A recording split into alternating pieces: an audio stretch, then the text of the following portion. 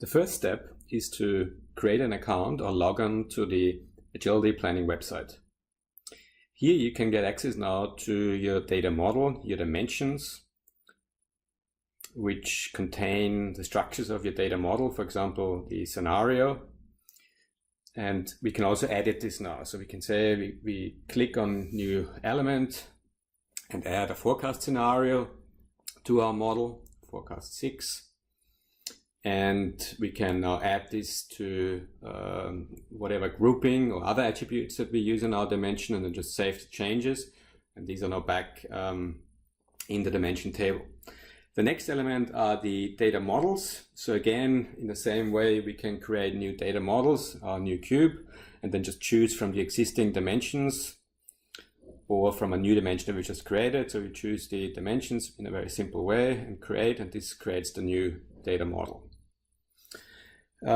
What's also possible is to do analysis straight here from the web. So you can choose your data model, your cube, and then just pick the dimensions that you want. For example, the scenario one, the organization, and whatever other details. And like a pivot table, you can analyze the existing cubes. The next step is then the Excel integration, which is just an add-on in Excel. Here you can go to your data entry form that you have created with a pivot table or with cell functions and straight enter data into the solution using all the nice features in Excel. You can even create your own calculations. For example, 20% of your sales is discounts. Then once you're finished, you just commit the changes and they're now back in the engine. Every transaction that we are doing in Agility Planning is recorded. So you can see here we have a log file where we can see every transaction that each user has done with exact timing and the type of transaction. Finally, Agility Planning also offers a native Power BI visual. Again, like in a pivot table, you can put your dimensions into rows and columns, and then straight in this report enter data back into the single data model.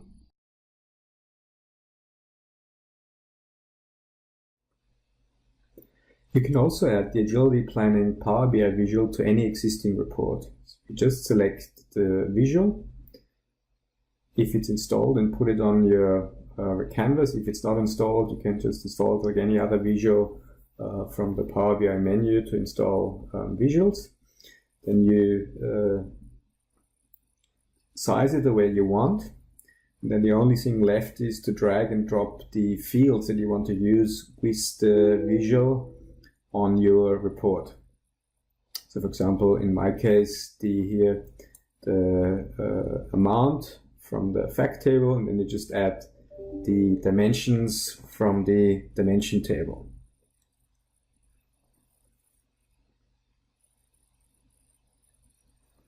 So for example, dates, accounts,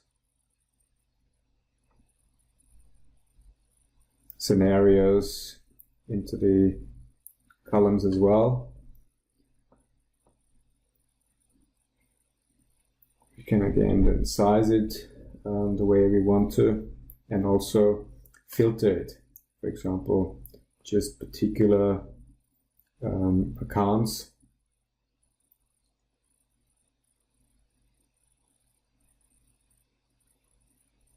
Showing now here on the left, and then the same thing for all the other items, for example, just particular dates, and create the report as we want to. Now we can drill down in the visual and do a data entry as we've just previously shown, just clicking on the cell and entering the data either on the aggregate level or on the detailed level. Another option to interact with data are sliders. Here we can increase or decrease revenues and expenses and see the results in a Power BI visual. We also have international business standard visuals for waterfall, for variance charts where we have absolute and relative variances easily displayed. We can use small multiples here by just dragging and dropping an item into the IBCS variance chart. Get a great overview of how our business is performing. For further information, please don't hesitate to contact us at these details.